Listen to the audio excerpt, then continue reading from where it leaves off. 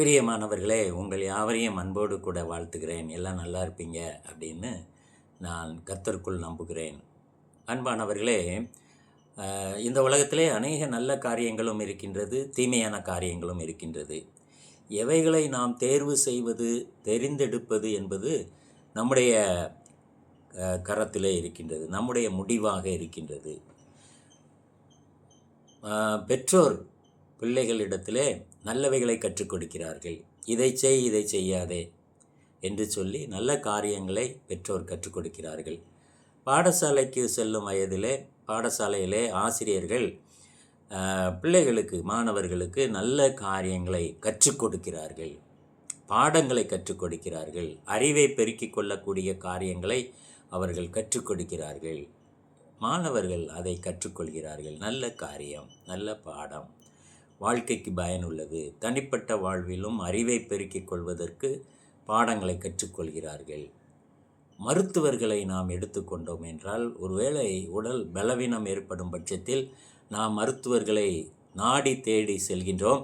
அந்த மருத்துவர்கள் உடல் பரிசோதனை செய்துவிட்டு, நீங்கள் என்னென்ன காரியங்களை செய்யக்கூடாது, உதாரணமாக என்னென்ன உணவுகளை நீங்கள் சாப்பிட தவிர்க்க வேண்டும், என்னென்ன உணவுகளை நீங்கள் எடுத்துக்கொள்ளலாம் என்று சொல்லி அவர்கள் சில நிபந்தனைகளை, சில ஆலோசனைகளை நமக்கு தருவார்கள்.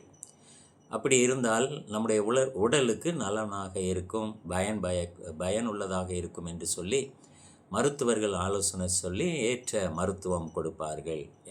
எல்லாவற்றையும் மருத்துவர்கள் சொன்னபடி நாம் கேட்கின்றோம். பரிசுத்த வேதாகமத்திலே ஆதாம், ஏவாள் என்பவர்களை பற்றி நாம் கற்றுக்கொள்கிறோம்.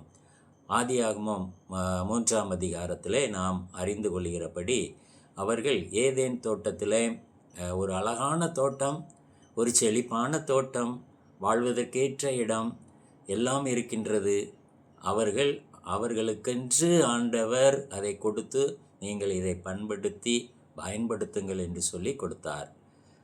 பிரியமானவர்களே, அதே நேரத்தில் ஆண்டவர் ஆதாமிடத்திலே ஒரு கட்டளையை கொடுத்தார். 2ஆம் அதிகாரம் 16வது வசனத்திலே நாம் பார்க்கின்றபடி, மனுஷனை நோக்கி, நீ தோட்டத்தில் உள்ள சகல விருட்சத்தின் கனியையும் புசிக்கலாம், ஆனாலும் நன்மை தீமை அறியத்தக்க விருட்சத்தின் கனியை புசிக்க வேண்டாம், நீ புசிக்கும் நாளில் சாகவே சாவா என்று கட்டளையிட்டார். பிரியமானவர்களே, ஆண்டவரும் ஒருவேளை மருத்துவர்களைப் போல, ஆசிரியர்களைப் போல, பெற்றோரைப் போல ஆண்டவர் இயேசு கிறிஸ்துவும் இந்த ஆதாமிடத்திலே ஒரு கட்டளையை கொடுக்கிறார். எல்லாத்தையும் நீங்கள் புசிக்கலாம், நிறைய பழங்கள் இருக்கின்றது, நீங்கள் எல்லாவற்றையும் புசிக்கலாம், ஆனால் இந்த நடுவில் இருக்கிற மரத்தின் கனியை மட்டும் நீங்கள் புசிக்க வேண்டாம், நன்மை தீமை அறியத்தக்க விருட்சத்தின் கனியை புசிக்க வேண்டாம் என்று அழகாக சொல்கிறார். ஒரு கட்டளை கொடுக்கப்படுகிறது. பிரியமானவர்களே, தனிமையாக மனிதன் இருப்பது நல்லதல்ல என்று சொல்லி ஏற்ற துணையை, ஏவாளை ஆண்டவர் ஆதாமுக்கு துணையாக கொடுத்தார்.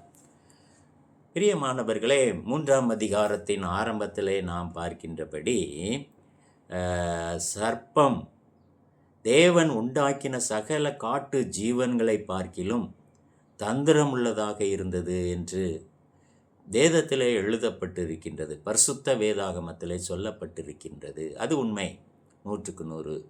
அருமையானவர்களே, தந்திரம் உள்ளது. தொழில் திறமைன்னு சொல்லுவோம்ல, அதாவது தீமையை செய்வதற்கு, அல்லது ஒரு களவு செய்வதற்கு, அல்லது ஏதோ ஒரு தீமையை செய்வதற்கு தொழில் திறமை. அவர்கள் அழகாக அந்த தவறை செய்து விடுவார்கள். பிறரை ஏமாற்றும் காரியத்தை வெற்றிகரமாக முடித்து விடுவார்கள்.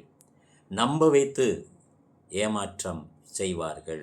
அதைப்போல இந்த சர்ப்பமும் அது தந்திரமுள்ளதாக இருந்தது. இந்த உலக வாழ்க்கையிலே நாம் மிகவும் கவனம் உள்ளவர்களாக இருக்க வேண்டும். சர்ப்பத்தை போல நம்மை ஏமாற்றுகிற காரியங்கள் அநேகம் இருக்கும்.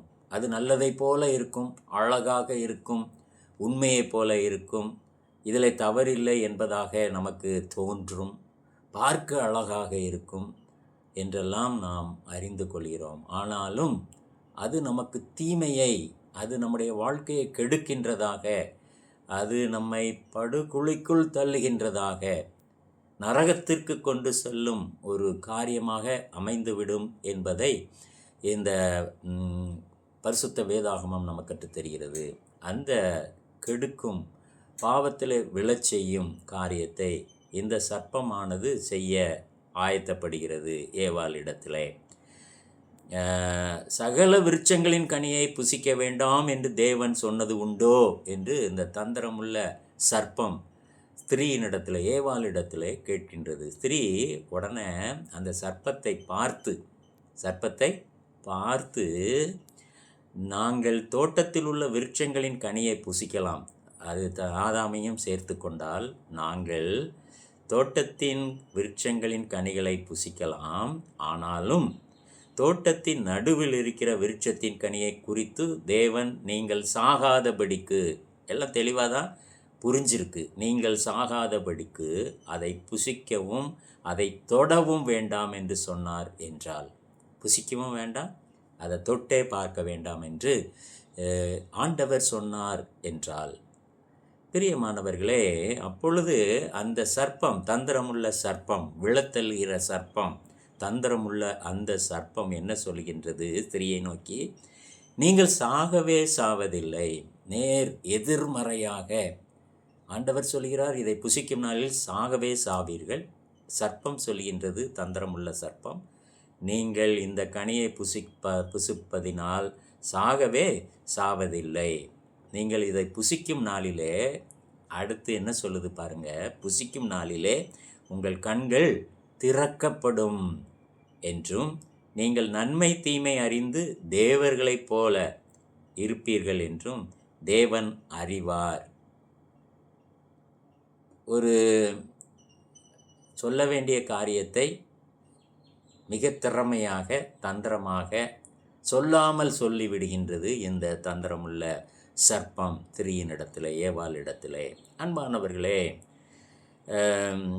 அப்பொழுது அந்த ஸ்திரீயானவள் பார்க்கின்றால் அந்த விருட்சத்தின் கனியை, மரத்தின் கனியை, புசிப்புக்கு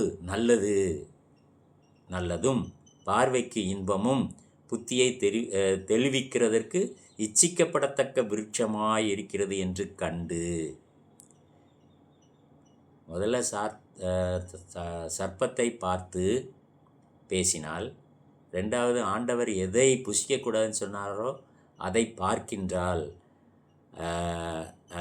அந்த வசனத்தில் போட்டிருக்கு, 6வது வசனத்தில், பார்வைக்கு நல்லது என்று கண்டு அதன் கனியை பறித்து, அழகாக சொன்னான், புசிக்க வேண்டாம், தொடவே வேண்டாம் அப்படின்னு ஆண்டவர் சொல்லியிருக்கிறாருன்னு. இவா தாங்கைட்டே பறித்து புசித்து தன் புருஷனுக்கும் கொடுத்தால் அவனும் புசித்தான். பெரிய தவறு பண்ணிட்டாங்க. ஒரே செகண்டில், மிக விரைவில் ஒரு சாத்தான் தலையிட்டு கொஞ்ச நேரத்தில் பாவத்தில் விழுந்துட்டாங்க. பெரிய செய்யக்கூடாது என்று சொன்ன காரியத்தை செய்து விட்டார்கள். பிரியமானவர்களே, இந்த பகுதியிலிருந்து நல்ல காரியத்தை, சத்தியத்தை நாம் கற்றுக்கொள்கிறோம்.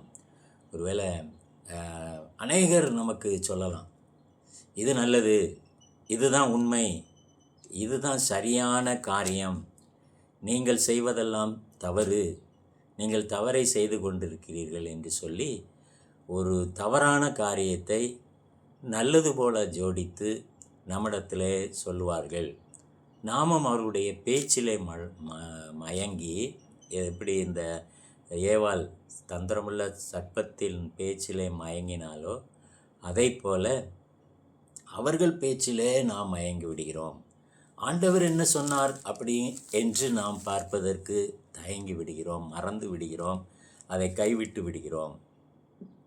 பார்க்கிறோம், பேச்சை பார்க்கிறோம், அல்லது அந்த காரியத்தை பார்க்கிறோம், ரொம்ப அழகாக இருக்குது, புசிப்புக்கு நல்லது, பார்வைக்கு ரொம்ப அழகாக இருக்குது, இச்சிக்கப்படத்தக்க ஒரு காரியம் என்று சொல்லி, இச்சிக்கப்படத்தக்க விருட்சமுமாய் இருக்கிறது என்று சொல்லி அதை சாப்பிட்டதைப் போல அநேகருடைய காரியங்கள், பேச்சுகள், தவறான பேச்சுகள், தவறான முன் மாதிரிகள், ஒரு தவறான வழிகாட்டுதல் நம்மை தவறாக வழிநடத்தி சென்று விடுகிறது. பரிசுத்த வேதாகமம் நமக்கு கரங்களிலே இருக்கின்றது. அழகாக சொல்லப்பட்டிருக்கிறது ஆண்டவருடைய கட்டளை. 10 கட்டளைகளாக ஆண்டவர் நமக்கு இதை செய்யக்கூடாது என்று சொல்லி ஆண்டவர் நமக்கு கற்றுக் கொடுத்திருக்கிறார். பரிசுத்த வேதாகமத்தில் அழகாக நமக்கு கற்றுக் கொடுத்திருக்கின்றார். 1ஆம் சங்கீதத்திலும் ஆண்டவர் அழகாக நமக்கு கற்றுக் கொடுத்திருக்கிறார். இங்கே உட்காராதீங்க, இங்கே நிற்காதீங்க என்று சொல்லி ஆண்டவர் அழகாக 1ஆம் சங்கீதத்தில் கற்றுக் கொடுத்திருக்கிறார். பரிசுத்த வேதாகமத்தில் நாம் தியானமாக இருக்க வேண்டும், அதை தியானிக்க வேண்டும் என்று கற்றுக் கொடுக்கப்பட்டிருக்கின்றது. அன்பானவர்களே, யாரோ சொன்னாங்க, அவங்க சொல்கிறதெல்லாம் உண்மையாக இருக்கின்றது என்று நமக்கு தோன்றும். அப்படித்தான் இருக்கும். ஆனால் ஆண்டவர் என்ன சொல்லியிருக்கிறார்? பரிசுத்த வேதாகமம் என்ன சொல்லுகின்றது? இது சரியா தவறா என்று சொல்லி நாம் ஏமாந்து விடக்கூடாது. அன்பானவர்களே, அநேகர் ஒருவேளை பிசாசானவனைப் போல வஞ்சிக்கிறதற்கு தயாராக இருக்கிறார்கள். அவர்களுடைய பேச்சு மிக சுத்தமாக நமக்கு தென்படும், சரியாக நமக்கு தோன்றும். ஆனால் வேதத்தின் அடிப்படையில் அது தவறாக இருக்கும்.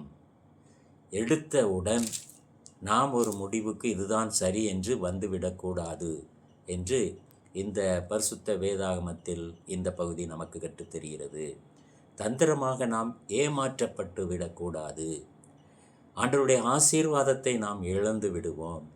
எனவே பிரியமானவர்களே, எந்த ஒரு காரியத்தையும் நாம் நம்பாமல் அது ஆண்டவருடைய பாதத்தில் வைத்து அது சரியா என்பதை நிதானித்து தியானித்து ஒரு முடிவுக்கு வர வேண்டும். அதுதான் சரியாக இருக்கும் என்பதை நாம் இந்த பரிசுத்த வேதாகமத்தில் அறிந்து கொள்கிறோம். பிரியமானவர்களே, அது பார்க்குறதுக்கு நல்லா தான் இருந்துச்சு. அந்த பழம் பார்வைக்கு இன்பமும் புத்தியை தெளிவிக்கிறதற்கு இச்சிக்கப்படத்தக்க விருட்சமும் ஆயிருக்கிறது என்று கண்டு அதன் கனியை பறித்து தன் புருஷனுக்கும் கொடுத்தால் அவனும் புசித்தான்.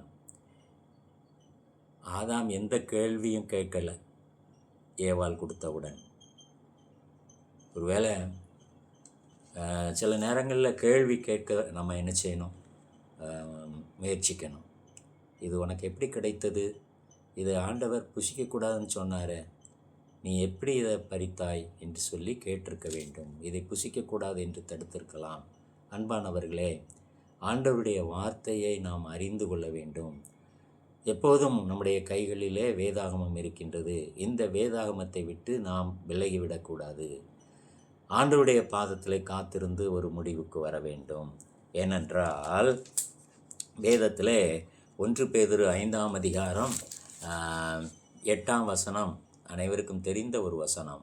உங்கள் எதிராளி ஆகிய பிசாசானவன் கட்சிக்கிற சிங்கம் போல எவனை விழுங்கலாமோ என்று வகை தேடி சுற்றித் திரிகிறான். அவனுக்கு வேலையே இல்லை. நம்மளை கவிழ்த்துவதற்கும் நம்மை ஏமாற்றுவதற்கும் தந்திரமாக அவன் கட்சிக்கிற சிங்கம் போல வகை தேடி சுற்றித் திரிகிறான். யாராவது சிக்க மாட்டாங்களா? இந்த ஏவாளை போல யாராவது சிக்க மாட்டாங்களா என்று சொல்லி சுற்றித் திரிகிறான். அன்பானவர்களே, இந்த தந்திரமான சாத்தான் இடத்திலிருந்து,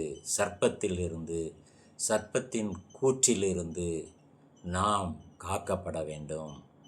2 கொரிந்தியர் 11:3 இவ்விதமாக சொல்கிறது, சர்ப்பமானது தன்னுடைய தந்திரத்தினாலே ஏவாளை வஞ்சித்தது போல உங்கள் மனதும் கிறிஸ்துவை பற்றிய உண்மையினின்று விலகும்படி கெடுக்கப்படுமோ என்று பயந்திருக்கிறேன் என்று 2 கொரிந்தியர் 11:3 நாம் பார்க்கிறோம். பிரியமானவர்களே, இதில் நாம் அகப்பட்டு விடக்கூடாது. தந்திரத்திற்கு, சூழ்ச்சிக்கு, பிசாசின் சூழ்ச்சிக்கு நாம் என்ன செய்திடக்கூடாது? விழுந்து விடக்கூடாது. ஜாக்கிரதை உள்ளவர்களாக, தெளிந்தவர்களாக, வேதத்தை கற்றுத் தேர்ந்தவர்களாக, அதன்படி நடக்கிறவர்களாக காணப்பட வேண்டும். தொடர்ந்து கர்த்தர் நம்மோடு கூட பேசுவாராக. தலை தாழ்த்தி ஜெபிப்போம். நல்ல ஆண்டவரே, நீர் எங்களுக்கு வேதாகமத்தை கொடுத்திருக்கிறீர் ஆண்டவரே. அதில் அநேக ஆலோசனைகளை கொடுத்திருக்கிறீர். இதை செய், இதை செய்யாதே என்று. எல்லாவற்றிற்கும் மேலாக பரிசுத்த ஆவியானவர் எங்களோடு கூட இருந்து பாவத்தை குறித்து ஆண்டவரே எங்களுக்கு கண்டித்து உணர்த்துகிறவராக காணப்படுகிறார். இந்த பரிசுத்த ஆவியானவரை நாங்கள் எங்களுக்குள் பெற்று பாவத்தை விட்டு விலக, பிசாசின் தந்திரமான சூழ்ச்சிகளிலே விழுந்து விடாதபடி காக்கப்பட தேவரீர் அருள் புரிவீராக. ஆண்டவரே, இந்த செய்தியை கேட்கின்ற ஒவ்வொருவருக்கும் ஆண்டவரே நீர் நல்ல ஒரு பாதுகாவலராக, தந்திர சூழ்ச்சி இவைகளிலே விழுந்து விடாதபடி காக்கும் நல்ல ஒரு பாதுகாவலராக இருந்து பாதுகாக்க வேண்டும் என்று ஜெபிக்கிறோம். ஆண்டவரே, எங்கள் ஒவ்வொருவரையும் நீர் பாதுகாத்து கொள்ளும். இயேசு கிறிஸ்துவின் மூலம் வேண்டிக் கொள்கிறோம் நல்ல பிதாவே, ஆமேன். கர்த்தர் நம் அனைவரையும் ஆசீர்வதிப்பாராக. ஆமேன்.